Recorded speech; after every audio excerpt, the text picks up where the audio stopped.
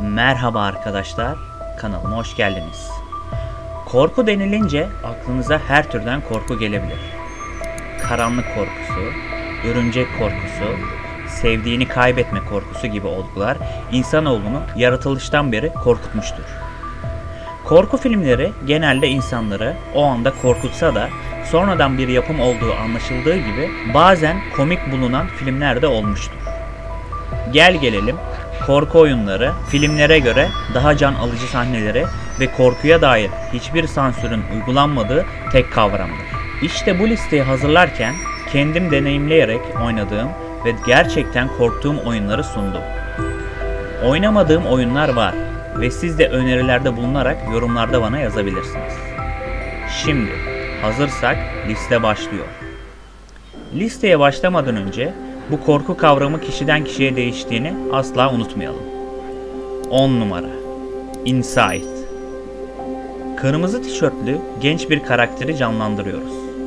Hikaye anlatımı olmayan yapımda kendimizi karanlık bir ormanın içerisinde yalnız bularak başlıyoruz. İlerledikçe birbirinden farklı distopik mekanlarda bulmacaları çözüyoruz. Bu mekanlar içerisinde ormandan terk edilmiş şehire, su altından laboratuvarlara kadar farklı ve bunaltıcı mekanlar var. Oyun hiçbir şekilde bize bu mekanlarda neden bulunduğumuz hakkında ipucu vermiyor. Görsel ve sanatsal anlatımı çok güçlü olan yapım, hikayenin yorumlanmasını tamamen size bırakıyor. Müzikal anlatımı da bir o kadar başarılı olan yapım, sizi atmosferden hiçbir zaman koparmıyor. 9 numara Limbo. Ormanın ortasında uyanan isimsiz bir çocuğun bilinmezliğe yaptığı yolculuk şeklinde özetlenebilecek bir hikaye. Araf'ta, cehennemin hemen kıyısında, tuzaklarla dolu bir evrende verilen mücadeleyi konu almaktadır. Gerçi bir konusu var dersek, kaybolmuş kız kardeşimizi bulmaya çalıştığımız bir hikaye ortaya çıkıyor. Ve sonu bir o kadar güzel bitiyor. Unutmadan, sessiz bir şekilde insanı korkutan nadide bir yapımdır.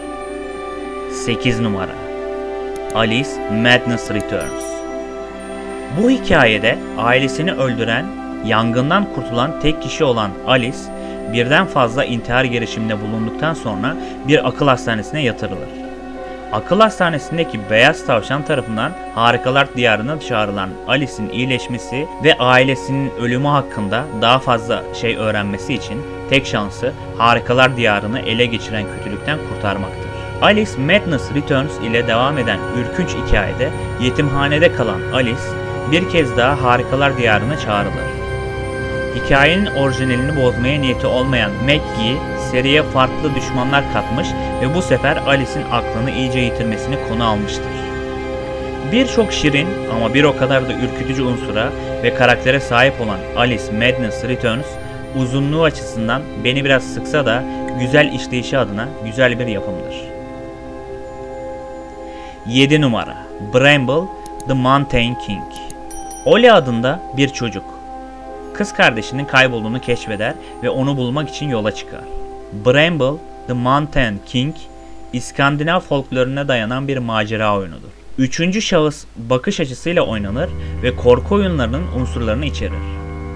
Fantastik ve masalsı bir oyun arıyorsanız ve bu masalın içinde korkutucu bir şeyler arıyorsanız aradığınız oyun tam olarak bu.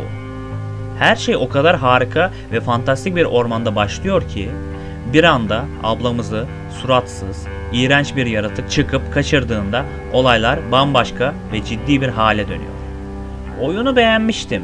Hele o müzikleri bambaşkaydı. Oyunu oynarken bir ara sanki Yüzüklerin Efendisi'nde Orta Dünya'da gibi hissettiğim oldu açıkçası. Kısacası korkunç bir masal istiyorsanız şöyle buyurun. 6 numara Fear. Birleşik Devletler Ordusu'nda doğaüstü olayları araştırmakla görevli bir grubu konu alan birinci şahıs nişancı korku oyunu Fear'da klasikleşmiş yapımlar arasında. Özel bir askeri şirketin gizli araştırma programı ters gittiğinde tehlikeli olduğu kadar da güçlü bir psikik güç serbest kalır. Ekip çare olarak birimin en yeni üyesi Pointman'i çağırır. Ancak Pointman kendisine olağanüstü bir güce sahip genç bir kız görünümündeki ölümcül ve öngörülemeyen bir paranormal tehditle karşı karşıya bulur. 3 bölümden oluşan oyunun birinci bölümü gayet güzel ve ürpertici yapısıyla beni büyülemeyi başarmıştı. Fakat 2 ve 3. oyunu için bunu söylemek biraz uzak kalmıştı. İkinci oyun biraz daha efektleriyle ön plana çıksa da 3. oyun bana göre en berbat senaryoya sahip bölümü dersem yanlış olmaz sanırım. 5 numara Blair Witch Game, yani bildiğimiz Blair Cadısı'nın oyunu. Blair Cadısı efsanesinin etkileriyle dolu olan bu ormanda oyuncular gerilim dolu anlar yaşarlar ve hem fiziksel hem de psikolojik zorluklarla karşılaşırlar.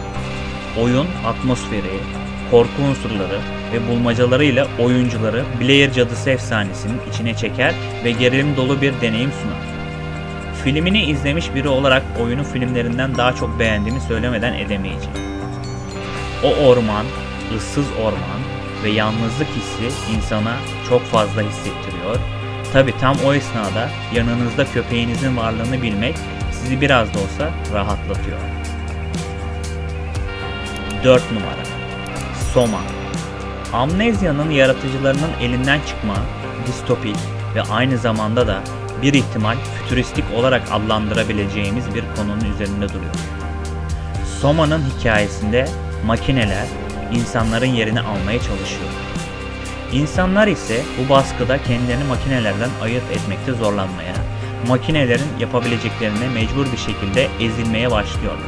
Hikaye, ölümcül bir araba kazasından kalıcı beyin hasarıyla da olsa sağ kurtulabilen Simon Jarrett'ın deneysel bir tedaviyi kabul etmesiyle açılıyor. Soma'nın hikayesini bitirmek yaklaşık 10 saat sürüyor. Bana final sahnesinde bir tokat gibi insanlığı ve ölümü sorgulatan etkileyici bir bilim kurgu, korku ve yoğun felsefi öğeler içeren harika bir yapım. Geldik son 3'e. Bu son 3 oyun beni gerçekten korkutmaya başarmıştı. 3 numara Amnesia Rebirth. Oyuncu arkadaşlarının nerede olduğunu bulmak için çöl mağaralarında ve antik mezarlarda dolaşması gereken Tassintrainer'ın kontrolünü üstleniyor. Oyun loş bir şekilde aydınlatılıyor ve oyuncuların net bir şekilde görmek ve ilerlemenin yollarını bulmak için Tassin'in kendi yakıt lambası gibi ışık kaynaklarını kullanması gerekiyor. Oyuncular ayrıca monte edilmiş meşaleleri ve mumları yakmak için kullanabilecek kibritleri de bulmak zorunda. Oyuncuların ayrıca oyunda ilerlemek için çeşitli bulmacaları çözmeleri ve hikaye hakkında daha fazla bilgi edinmek için oynanamayan karakterlerin bıraktığı notları okumaları gerekir. Oyun hakkında gerçekten 3. sırada olması beni etkilemeyi başarmasından. Konusu gerçekten farklı ve filmi olsa kesinlikle izleyeceğim niteliktedir. Hele Tassin'in hamilelik sürecinde yaşadığı bu korku travması oyunda çok harika işlenmiştir. 2 numara Amnesia The Bunker. Savaş oyunlarını oldum olası çok sevmişimdir. Fakat bu oyun sizi bir savaş oyunundaymış gibi başlatıp koskocaman ve girişi kapatılmış bir sığınakta gözlerinizi açmanızla şaşırtıyor. Hele o koskoca sığınakta yapayalnız ve hiçbir şey hatırlamıyorsanız ve üstüne üstlük elinizde sadece çekmeli bir fenerin olduğunu hayal edebilirsiniz. Oyun bunca kısıtlı imkanlara bir yenisini daha ekliyor ve ilerledikçe duvarların içinden gelen seslerin sese duyarlı bir yaratıkla birlikte olduğunuzu yüzünüze adeta tokat gibi çarpıyor. Muhtemelen yaratığın ilk çıktığındaki gösterdiğiniz tepki sizi o gece uyutmayacaktır. Ve bir dipnot eklemek istiyorum. Konunun ne olduğunu anlamak için etrafta bulunan notları kesinlikle toplayın ve okuyun.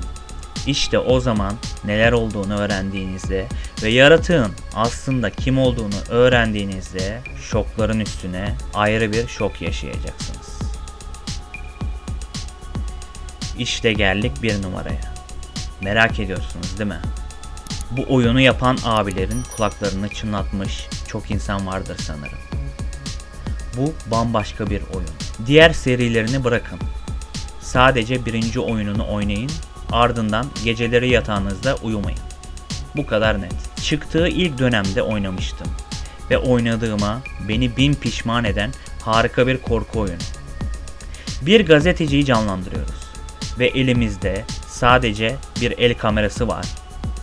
Bütün işi gücü bırakmışız, delilerin kol gezdiği ve neden kapatıldığını anlamaya ve bunu haber yapmaya çalıştığımız koskocaman bir akıl hastanesi. İçeri girdiğimize bizi bin pişman eden bir yapım var karşımızda.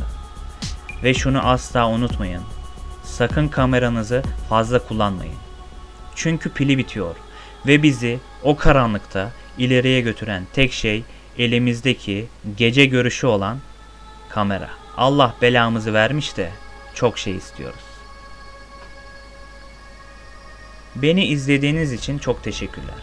Bu liste hoşunuza gittiyse hangi konuda liste hazırlamamı isterseniz yorumlarda önerebilirsiniz.